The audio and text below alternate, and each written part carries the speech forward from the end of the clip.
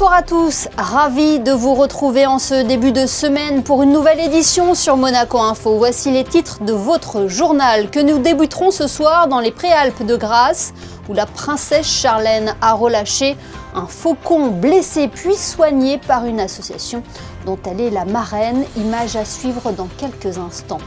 Dérive des réseaux sociaux, protéger nos enfants, aider les parents. Demain, le Conseil national présentera une proposition de résolution visant à protéger les mineurs de moins de 15 ans des dangers des réseaux sociaux. Une problématique face à laquelle le gouvernement princier est engagé depuis plusieurs années. Christophe Robineau, ministre des Affaires sociales et de la Santé, sera notre invité. Dans quelques jours, Monaco prendra la présidence du comité des ministres du Conseil de l'Europe. Un dernier comité de pilotage a eu lieu aujourd'hui au ministère d'État pour endosser ce rôle sereinement. Invité de marque ce matin au collège Charles III, l'astronaute et ancien administrateur de la NASA Bill Nelson est allé à la rencontre des élèves du collège Charles III et nous y étions. Dans ce journal, nous reviendrons également sur les résultats sportifs du week-end et l'exposition canine internationale de Monaco. Instant symbolique et émouvant ce midi du côté de Cossol dans les Alpes-Maritimes. C'est dans les hauteurs de cette commune, située à une quarantaine de kilomètres de Grasse, que son Altesse Sérénissime, la princesse Charlène, a relâché un faucon qui souffrait de graves blessures. Sauvé grâce à la mobilisation d'une association engagée dans la protection animale, il a retrouvé aujourd'hui la liberté. Le reportage sur place de Fabien Bonilla et Jean-Alexandre Dordet. Les habitants de Cossol étaient nombreux à s'être donné rendez-vous à l'observatoire de Calerne pour assister à la finalité de ce sauvetage. C'est une histoire qui a mal commencé et qui se termine bien pour un jeune faucon qu'obèse. Cet individu a été victime d'une électrisation à l'aéroport de Nice en octobre dernier. Il s'est retrouvé dans un état critique avec de graves brûlures et plusieurs fractures. L'association Instinct Animal l'a récupéré et lui a tout simplement sauvé la vie. Il a d'abord été pris en charge chez notre vétérinaire référent à la clinique Lingostière. Il a eu des radios, donc on a vu l'étendue des dégâts. Et ensuite, il est venu, il a été acheminé très rapidement au centre de soins et on a posé un diagnostic d'électrocution à ce moment-là. C'est des blessures qui sont normalement qui ne se soignent pas du tout. Donc on a vraiment dû mettre en place un protocole de soins particulier et spécialement dédié pour lui, avec des méthodes complètement innovantes. Donc on a utilisé un laser pour la circulation sanguine et on a utilisé aussi un pansement à l'œuf qui s'appelle le Régévet et qui a été commercialisé seulement 2 mois avant la prise en charge de ce faucon. Donc c'est assez exceptionnel. Touchée par cette histoire, la princesse Charlène, présidente de la SPA Refuge de Monaco, a donné aujourd'hui son parrainage à l'association Instinct Animal qui soigne la faune sauvage. Aujourd'hui, elle est prête à retrouver sa liberté et commencer une nouvelle vie. Son histoire nous montre que, nous aussi, nous pouvons changer les choses grâce à nos actions. Il n'aura fallu que quelques secondes pour que ce jeune faucon retrouve la liberté, une émotion qui a submergé les membres de l'association. C'est l'aboutissement de 8 mois de travail et on n'aurait pas pu imaginer un meilleur vol. Il nous a offert un magnifique spectacle, c'était incroyable. Ce faucon a désormais repris la direction de l'Asie où il est né pour poursuivre sa migration. À l'issue de cette cérémonie, la princesse Charlène s'est rendue à Saint-Césaire-sur-Sienne pour visiter les locaux de l'association Instinct Animal, où de nombreuses autres espèces sont elles aussi en attente d'être sauvées. Voilà pour ce nouvel engagement de la princesse Charlène au profit de la cause animale. Demain, mardi, le Conseil national se réunira pour une nouvelle séance publique législative. Elle sera à suivre en direct sur Monaco Info à partir de 17h. Il sera par exemple présenté une proposition de résolution visant à protéger les mineurs de moins de 15 ans des dangers des réseaux sociaux. Près de 64% des lycéens passent entre 2 à 5 heures par jour sur les réseaux sociaux, un chiffre qui justifie une attention particulière, notamment de la part du gouvernement princier. Il engage de multiples actions depuis plusieurs années déjà.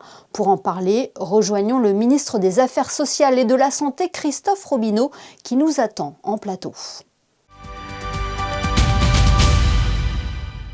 Bonsoir Christophe Robineau.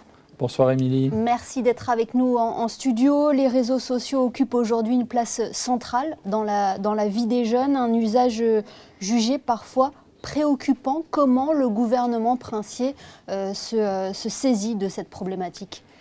Alors vous avez raison, hein, ces réseaux sociaux, et notamment vis-à-vis des jeunes, sont un sujet à la fois positif, mais aussi un sujet de préoccupation. Positif parce qu'il ressort que les réseaux sociaux sont aujourd'hui un moyen majeur de communication, hein, les jeunes l'évoquent dans 90% des cas, mais c'est aussi un moyen pour apprendre, pour produire.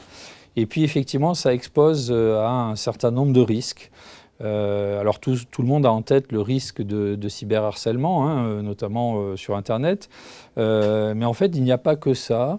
Il y a des conséquences à la fois sur le bien-être, sur la santé physique, sur la santé mentale. Et c'est la raison pour laquelle Monaco, comme beaucoup de pays, ont décidé de se pencher de façon active sur le sujet. Alors ça ne veut pas dire que nous ne faisions rien, puisque de nombreuses initiatives existent déjà depuis de nombreuses années. Mais comme beaucoup de pays se posent la question d'encadrer l'utilisation des réseaux sociaux par les jeunes, et notamment de légiférer sur un âge minimum d'accès ou sur les conditions d'accès, évidemment Monaco se doit d'avoir cette réflexion. Est-ce que le gouvernement dispose de données? Il y a une étude qui a été menée en 2024 que révèlent les chiffres. Alors ESPAD, à laquelle nous participons, a montré de façon préoccupante, effectivement, au niveau des lycéens, une augmentation très importante du recours aux réseaux sociaux, que ce soit en semaine et encore plus le week-end ou les jours de congé, certains arrivant à dépasser 30% d'entre eux dépassent 6 heures d'utilisation par jour, notamment le week-end. Vous l'avez dit tout à l'heure, le gouvernement princier mène de nombreuses actions en ce sens. On pourrait citer par exemple la dernière en date et le dispositif No Phone démarré à la rentrée dernière du CM2 au lycée. Alors effectivement, hein, l'éducation nationale et le département de l'Intérieur étaient à l'origine d'abord d'une interdiction de l'usage des téléphones dans les établissements scolaires, puis clairement d'une interdiction des téléphones. Ceux-ci sont mis dans des pochettes qui font écran à la transmission des ondes, dont le contrôle est assuré par des personnels de l'établissement, et comme ça évite l'utilisation abusive du téléphone pendant ces heures de classe. Ce n'est pas le seul moyen, hein, puisqu'il faut savoir que de nombreuses associations, et je pense en particulier à Action Innocence, ont développé des programmes d'information, de sensibilisation, d'éducation, du CE1 jusqu'à la première. La DSN également, sous l'égide de la DITN, a développé un projet d'e-éducation qui est très important à mon sens parce qu'il a pour objet non seulement de mettre en avant les dangers des réseaux sociaux, mais également surtout comment se prémunir d'un certain nombre de risques en développant ce qu'on appelle l'hygiène numérique, c'est à savoir comment se protéger, renouveler les mots de passe, éviter les mauvais usages. Donc c'est une action qui est concertée, et bien évidemment la DENJS qui est au centre du dispositif, puisqu'ayant cette responsabilité de l'enseignement de nos jeunes.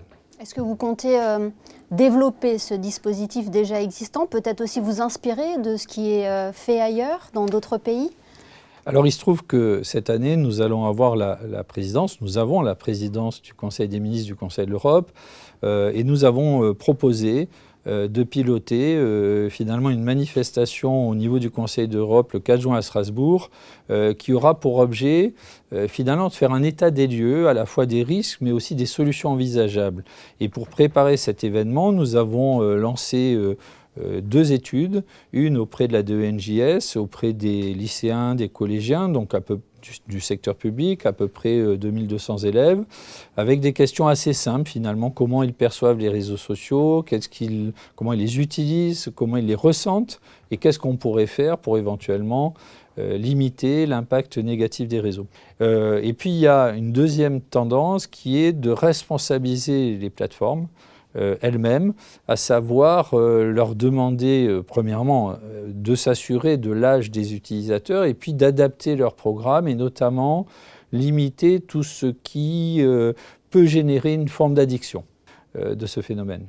On l'entend dans vos propos, Christophe Robineau, vous défendez vraiment une approche globale, progressive également et équilibrée. Il est important aussi de bien connaître cette problématique. Alors vous avez tout à fait raison, hein, sur le D'abord, je voudrais rappeler quelque chose, c'est l'utilisation des écrans et en particulier des réseaux sociaux a de vraies conséquences, tant sur l'adulte d'ailleurs que sur l'enfant. On le voit dans le milieu professionnel, mais on voit particulièrement chez l'enfant. Ça a des conséquences d'abord sur la perception de soi, parce que souvent, au travers des réseaux, on renvoie une image, on peut être comparé, on peut être éventuellement attaqué sur son image, donc c'est quelque chose qui peut mettre mal à l'aise. Deuxièmement, vous avez des phénomènes de dépendance qui se créent, notamment cette notion de doom scrolling qu'ont développé les anglo-saxons et qui est en fait le fait de parcourir les réseaux sociaux sans aucune interaction, simplement en regardant indéfiniment.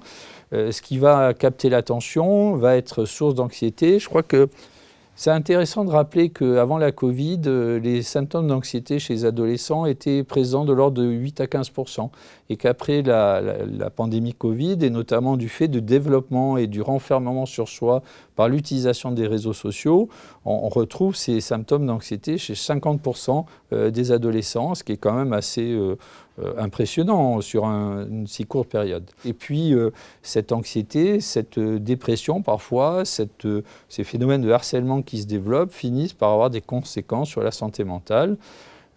Et d'ailleurs, je citerai une étude qui a été menée par un professeur de psychiatrie dans le domaine de l'informatique qui montre qu'il y a un risque cognitif qui apparaît sur un usage trop important des réseaux sociaux et heureusement un risque cognitif qui peut être réversible puisque dans cette étude, ils ont montré que l'interruption totale de l'utilisation des réseaux sociaux pendant 15 jours permettait de faire régresser ces atteintes. Donc il est, je crois, très important de faire un état des lieux et d'agir le plus tôt possible, en tout cas de fixer des règles pour limiter et encadrer l'accès au réseau et éviter ses conséquences définitives. Et primordial donc de se saisir de cette problématique. Merci infiniment Christophe Robineau d'avoir été notre invité ce soir. Merci Émilie. Une proposition de résolution visant à protéger les mineurs de moins de 15 ans des dangers des réseaux sociaux sera donc présentée demain par Mathilde Leclerc, présidente de la Commission de l'éducation, de la jeunesse et des sports au Conseil national et qui porte ce texte. Elle revient sur cette proposition de résolution au micro d'Alexandra Pagny. L'objectif de cette proposition de résolution est justement d'encadrer l'accès aux réseaux sociaux pour les mineurs de moins de 15 ans, pour les prémunir et les protéger face aux dangers justement de ces réseaux. Donc le constat est là, il vient de nombreuses enquêtes qui ont été menées tant à Monaco en 2024 avec l'enquête ESPAD que dans les pays voisins ou à l'international. On se rend compte que les jeunes passent trop de temps sur les écrans et surtout sur les réseaux sociaux où ils sont exposés à de nombreux dangers. Ça va passer par des mesures d'encadrement. Donc il faudra réfléchir aux aspects techniques qui seront liés soit à une interdiction d'accès ou à une restriction d'accès. Il faudra réfléchir aux meilleurs dispositifs techniques possibles et envisageables en tirant les enseignements des réussites et des échecs qui ont pu avoir lieu dans les pays voisins ou à l'international. Des mesures évidemment de sensibilisation, tant pour les jeunes de moins de 15 ans, mais aussi pour ceux de plus de 15 ans et pour les parents, pour une vraie responsabilisation aussi des parents qui eux-mêmes doivent se rendre compte des dangers auxquels sont exposés les jeunes, parce qu'il ne faut pas oublier qu'on est quand même sur des problématiques liées au cyberharcèlement, à l'addiction, à la pédopornographie et plein d'autres problématiques. Donc aujourd'hui, l'objectif principal, c'est protéger la jeunesse, mais je suis convaincue que le gouvernement et le Conseil national sauront travailler ensemble sur ce sujet d'importance majeure. Le 15 mai prochain, la Principauté prendra pour la première fois la présidence du Comité des ministres du Conseil de l'Europe. La passation aura lieu en Moldavie lors de la 135e session du Comité des ministres. Aujourd'hui, l'heure est aux derniers préparatifs pour endosser ce rôle sereinement.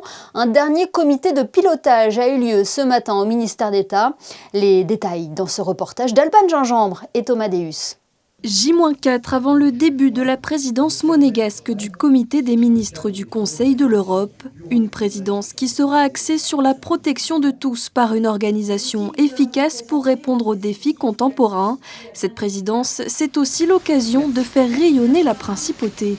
Ça va nous permettre d'abord de faire mieux connaître la principauté, ses institutions, auprès des 46 États membres du Conseil de l'Europe.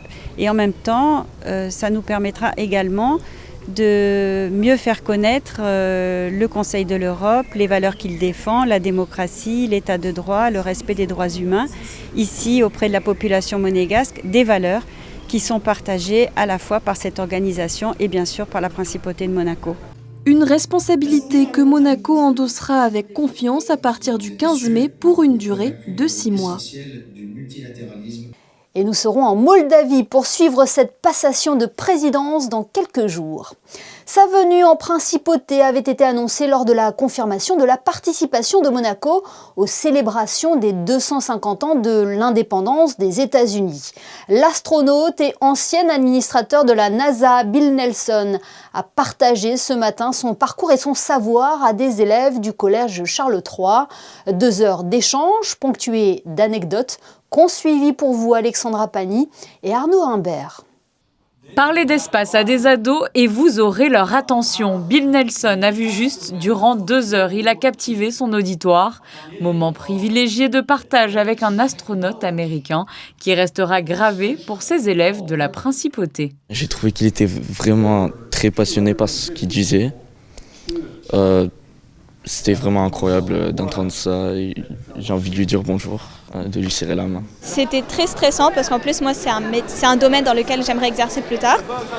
Je ne sais pas s'il a vraiment compris ma question. J'avais un peu peur, mais c'était très impressionnant. Il avait beaucoup de choses à dire, beaucoup de choses très intéressantes à dire, beaucoup de morale. Il nous a appris beaucoup de leçons. J'ai pris des notes sur des choses importantes qu'il a dites.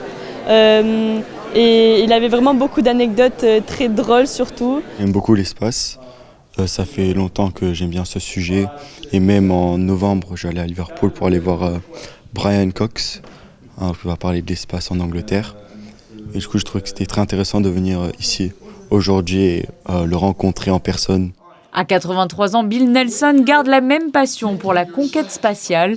En 1986, il est le 2e parlementaire américain à voyager dans l'espace à bord de la navette spatiale Columbia, un vol orbital de 6 jours. De 2021 à 2025, il sera nommé administrateur de la NASA. Face à cette jeune génération, il tenait à leur adresser un message primordial pour lui, un sentiment fort qu'il a ressenti la première fois qu'il a vu la Terre depuis l'espace. When you see the Earth from space, as astronauts do, it has an incredible effect upon you because you look and you don't see division, you don't see racial division, you don't see political division, you don't see religious division. All of these divisions that here on the face of the earth divide us. When you look from space, we're all in this together. We are all citizens of planet Earth. Près de 230 élèves du collège Charles III, lycée Albert Ier et FANB ont pu prendre part à cet échange avec Bill Nelson, une conversation qui pourra ouvrir la voie à de futures carrières dans le domaine spatial. En tennis, Hugo Nys s'est qualifié pour le prochain tour du tournoi de Rome en double aujourd'hui. Associé à Édouard Roger Vasselin, il a dominé la paire Polmans-Bublik 6-3, 6-3 en un peu plus d'1 heure de jeu. L'AS Monaco ne retrouvera pas la Ligue des Champions la saison prochaine. Les Monégasques ont laissé filer l'occasion après leur défaite à la maison, 1-1 face à Lille hier soir lors de l'avant-dernière journée de Ligue 1. L'heure est aujourd'hui à la remise en question pour le club de la Principauté. Le gardien de but, Lukas Hradecki, est revenu hier soir en zone mixte sur la désillusion de cette fin de saison. Disappointed myself as well. You got to be honest, we lost to a better team today. They were much better off the ball, much better on the ball, and the game showed actually that we don't belong in the Champions League, so we can forget about dreaming that and instead focus on the last game. I know we did a good second round. Maybe we're number 2 or number 3, I can't remember, in the second round of the league, but overall it's individually, as a club, as a team, we have to do much better, and 6th, 7th position isn't what I came to play for, what I think everybody expected. So we tried to finish well against Strasbourg, analyze the season well. There's been a lot of different things, changed the coach, a lot of injuries, but all of it is excuses, and at the end of the day, we are there where we deserve to be, and next season has to be better. Football toujours avec la superbe saison de Monaco United. L'équipe féminine, entraînée par Marco Simone, a remporté dimanche la Coupe Marenco face à Villeneuve-Loubet. Un titre qui s'ajoute à celui de championne du District 06. Prochain objectif, la montée en division supérieure. En basket, la Roca Team recevait Paris hier pour l'avant-dernière journée de la saison régulière de Betclic Elite. Diminué par des absences, Sergueï Gladir a dû faire tourner son effectif. Malgré une belle prestation des jeunes joueurs, Monaco s'est incliné 123-95, mais reste néanmoins leader du championnat. Le résumé de la rencontre est signé Gaëtan Lebrun et Thomas Deus. Pour Jared Roden qui va décaler.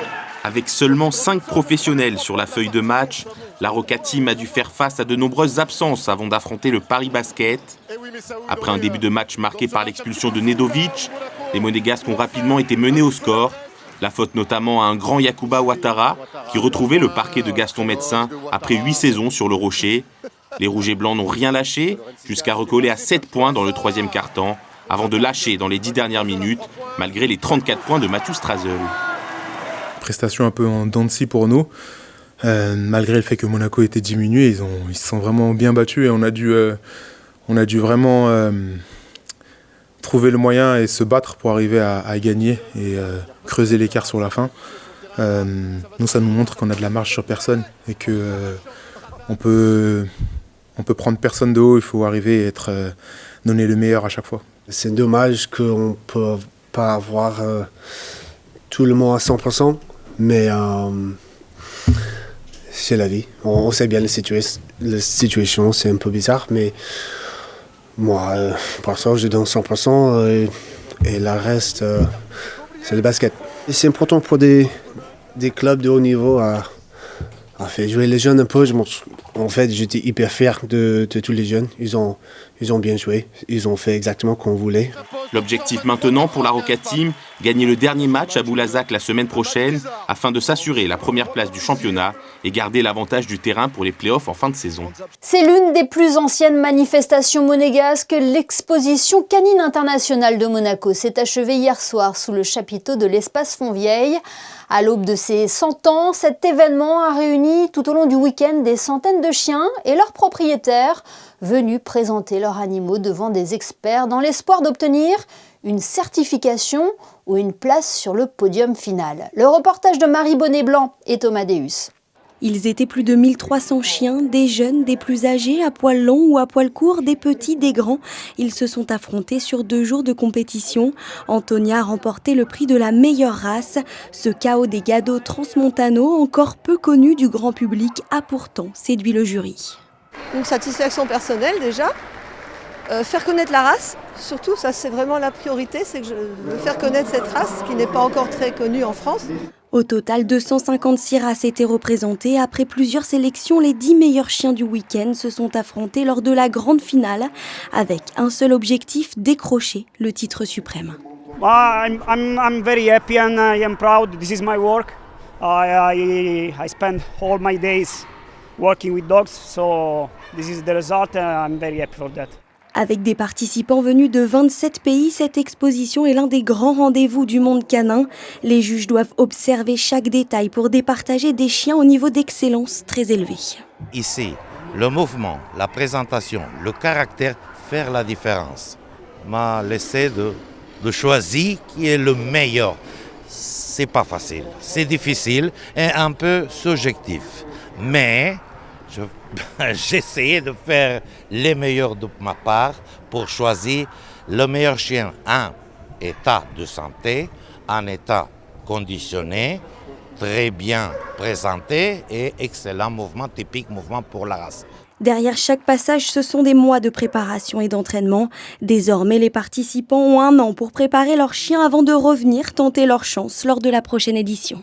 Oui, une prochaine édition qui célébrera donc les 100 ans de la Société canine de Monaco.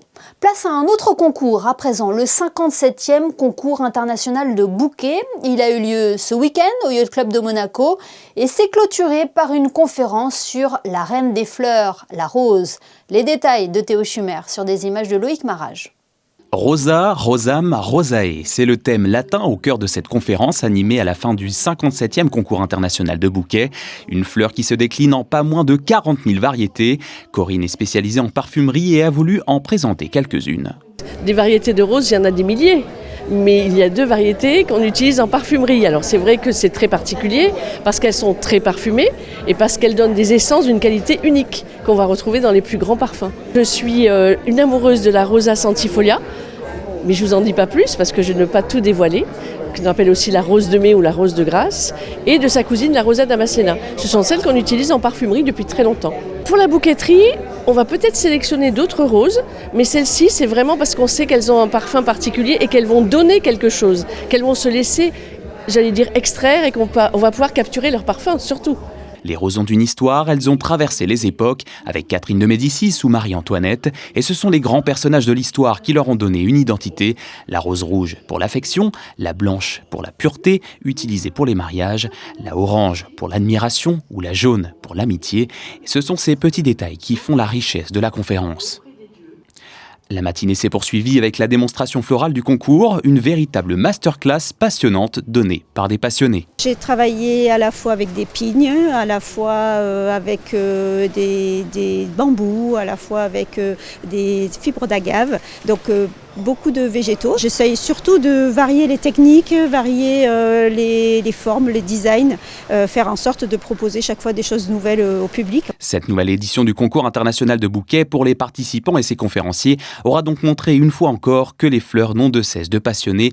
En témoigne le nombre de personnes présentes dans la salle. Ainsi s'achève ce journal. Merci de nous avoir suivis. Dans un instant, les prévisions météo de Christine Datomel. On se quitte avec les photos d'Edward Wright qui a choisi de mettre en valeur ce soir les chiens de l'exposition canine internationale. Passez une excellente soirée et à demain, 19h, pour une nouvelle édition sur Monaco Info.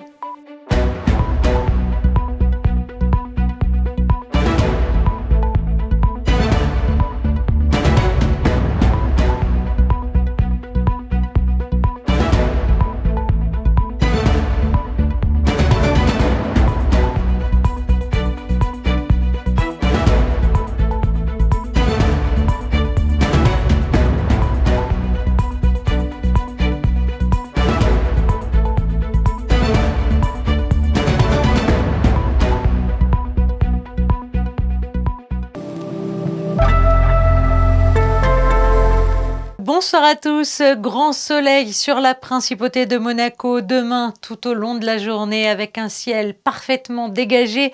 Les températures seront comprises entre 16 et 24 degrés avec une ambiance douce et agréable.